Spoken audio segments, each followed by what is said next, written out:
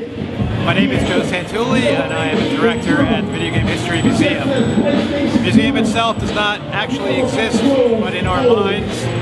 But it is the culmination of many, many years of collecting, followed by about 15 years of Classic Gaming Expo, where year after year we took our collections and brought them to one location, which was Las Vegas, once a year.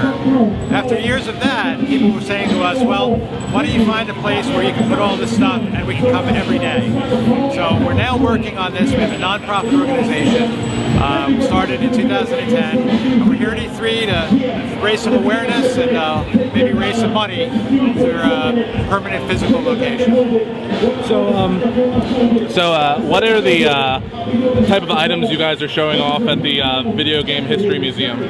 Well, the museum itself, we want to represent everything from the very birth of video gaming all the way up to whatever system is currently considered vaporware. So in today's world, for example, we would stop pretty much at the Sega Dreamcast. Dreamcast is the last system that's really not being supported anymore. But it would include everything: games, peripherals, publications, stories that we've gotten from people over the past years, and then every bit of thing around that: memorabilia, handhelds, video, for example, strategy guides. We're trying to leave no stone unturned. We really want what we do to be a very comprehensive and all-inclusive look at video games' rich history. So can you show us some of your favorite items currently on display here in the pop-up museum? Yeah, sure could. We want to walk? Let's walk. Okay, let's start. We're going to have a lot of rap music while we do this, but I can show you a couple of things.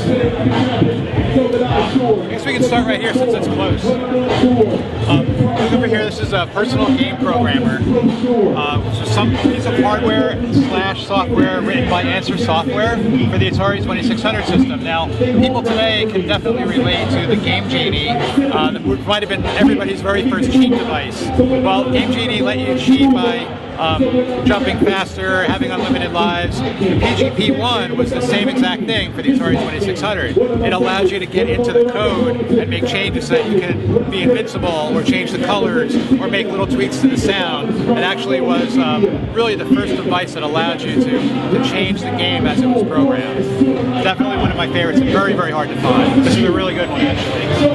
So, in 1979, if you were trying to figure out, do I want to buy a computer or a video game system, you might have walked into a Ben Franklin or a Woolworths or some other place that might be selling personal computers, which is kind of a new concept at the time.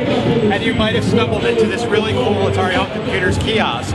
So these kiosks were set up in a way where you not only got to see the computer and all the stuff, but you got to stand here and play with it.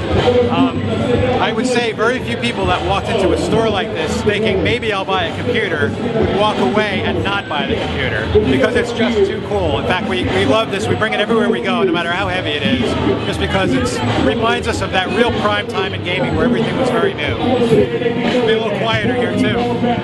So the second one in here is actually a modem for the Genesis. And it's called the Edge 1600. And the reason why I like it, and it's a favorite piece of mine, is because, again, it was never released, but it is a fully functioning modem for the Sega Genesis. Now, the problem with modems in the Genesis is, even though the X-Band came out and allowed people to play with one another, they weren't able to actually communicate with one another, except for through the game. With the Genesis modem, you would have been able to actually do text chat with people. You would have been able to play many more games than the ones that the network allowed you to have. Unfortunately, all of this technology came along at a time when Sega was bailing out of that Genesis market, and they pretty much told these guys, just destroy them, there's not going to happen. So they had produced quite a few of these units, but they were all crushed. Except for that one, the designer himself held on to it and donated it to the museum several years ago. All right, well, thank you very much, Joe, for showing us around. You're welcome.